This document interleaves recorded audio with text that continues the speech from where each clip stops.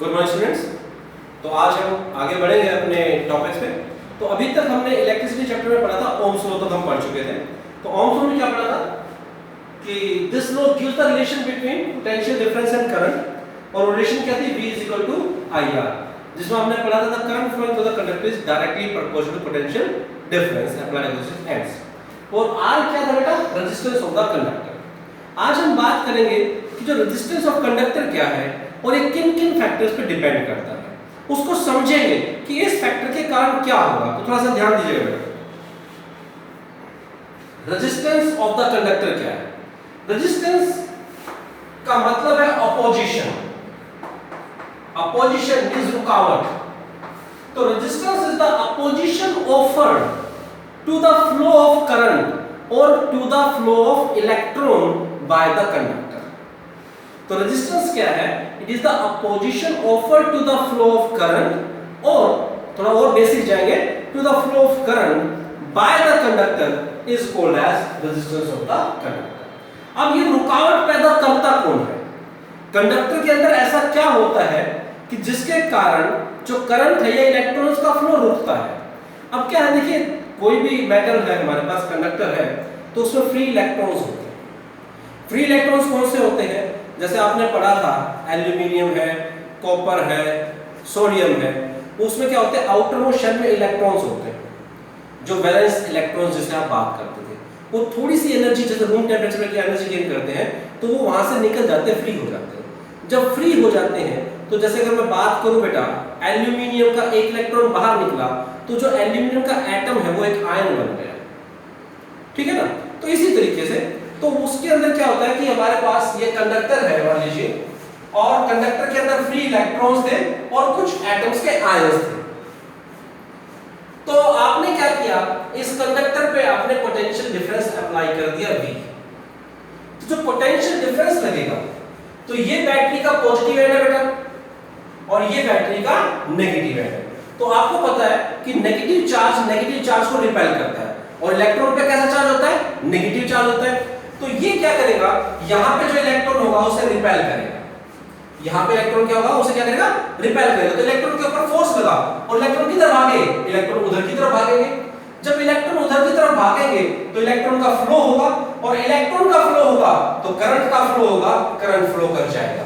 और आपने ये भी पढ़ा था कि the conventional direction of current is from positive end of the battery to the negative end of the battery. यहां तक क्लियर है सभी को?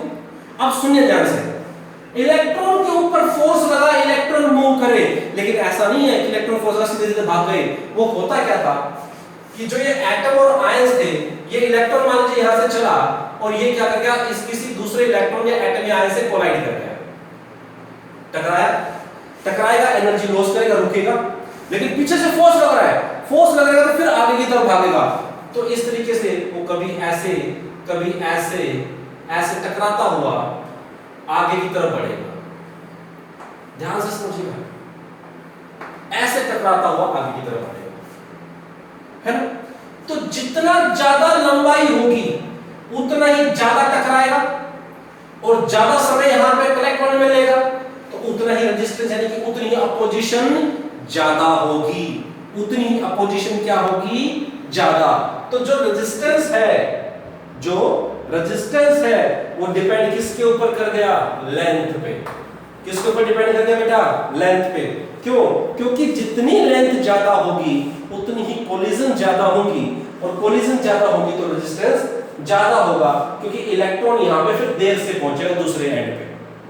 तो पहला फैक्टर हो गया लेंथ ऑफ द कंडक्टर, है ना। देखो यहां से यहां आया, कुछ टाइम लेगा, यहां से यहां टाइम, और कंडक्टर को आगे बढ़ा दूंगा तो ज्यादा टाइम लेगा दूसरे एंड में पहुंचने में। तो इसीलिए जो आपके पास जितनी लेंथ ज्यादा होगी उतना ही रेजिस्टेंस ज्यादा होगा, क्योंकि उतने ही कोलिजन ज्यादा होंगे। क्लियर है यहां तक बात? तो पहला फैक्टर आया, resistance is directly proportional to length. Resistance is directly proportional to length. इसको ऐसा समझिए बेटा कि एक छोटी सी टनल है, और उसमें कुछ चीजें हैं जो आपको रोक रही हैं, और आपको टनल पार करनी है। तो जितनी ज्यादा लंबी टनल होगी, आप उसको उतनी देर से पार कर पाओगे। अब उतने देर से पार करोगे तो आपके अपोजिशन आपके ऊपर ज्यादा होगा और इसीलिए उसका रेजिस्टेंस ज्यादा होगा। बहुत ही पतली टनल थी। अब क्या हुआ, ये तो लेंथ की बात आ गई कि लेंथ बड़ी थी तो इसलिए हमें ज्यादा टाइम लगेगा। अगर ये एरिया बढ़ जाए, अगर उस कंडक्टर का यानी उस टनल को अपोजिशन तो उतनी थी, एटम आयन उतने ही थे, लेकिन एरिया बढ़ गया। अब एरिया बढ़ गया तो जो अपोजिशन दूर दूर है तो आप कम टकराओगे। कम टकराओगे तो लेंथ चाहे जो भी थी, जो भी फिक्स लेंथ थी, एरिया बढ़ने से आपका क्या हुआ, आपको फ्री स्पेस मिल गया। अब आपका कोलिजन क्या होगा, कम, और आप आसानी से उस टनल को पार कर जाओगे। सोच के देखो, मेमोराइज करो, आप उसको है ना विजुअलाइज कीजिए अपने मन में कि किस तरीके से है। पहले पतली सी टनल, लंबाई ज्यादा, तो क्या हुआ, बीच में रुकावटें हैं तो ज्यादा रुकोगे, ज्यादा टकराओगे, देर से पार करोगे, रेजिस्टेंस ज्यादा, यानी कि resistance is directly proportional to length. अब क्या हुआ, लेंथ तो वही थी लेकिन आपने एरिया बढ़ा दिया, अपोजिशन वही थी अब, लेकिन आपको बीच में गैप मिल गया तो आपका कोलिजन कम होगा, कोलिजन टकराना कम होगा, तो आप इजीली उस टनल को पार कर पाओगे। इजीली टनल को पार कर पाओगे तो एरिया, जो रेजिस्टेंस है वो कम हो जाएगा और resistance is inversely proportional to area.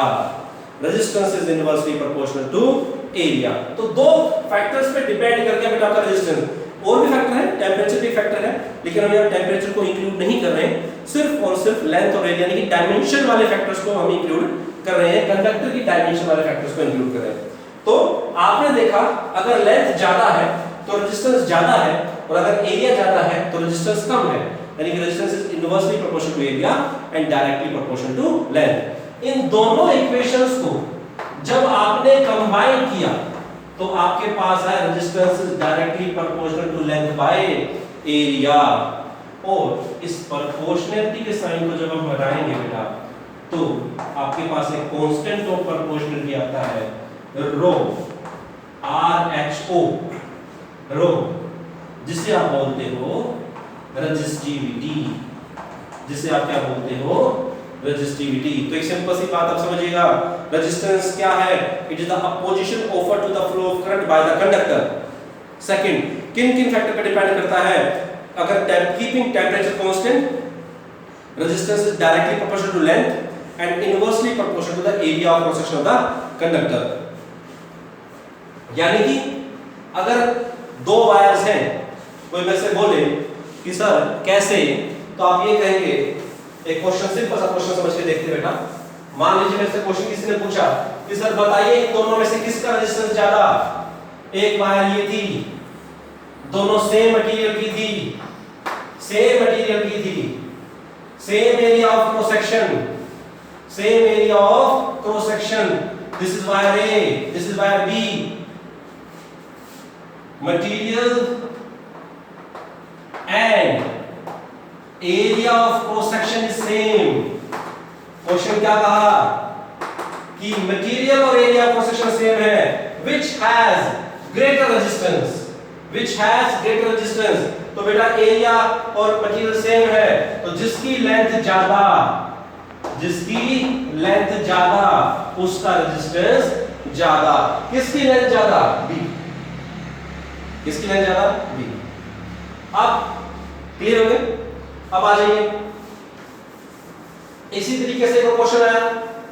अब क्या कहता है, लेंथ सेम थी बेटा दोनों की, दो वायर आपने ली, सेम मटेरियल की, material is same, length is same, material and length is same, but having different area of cross section, having different area of cross section, material and length of wire is same, material length of wire same थी भाई।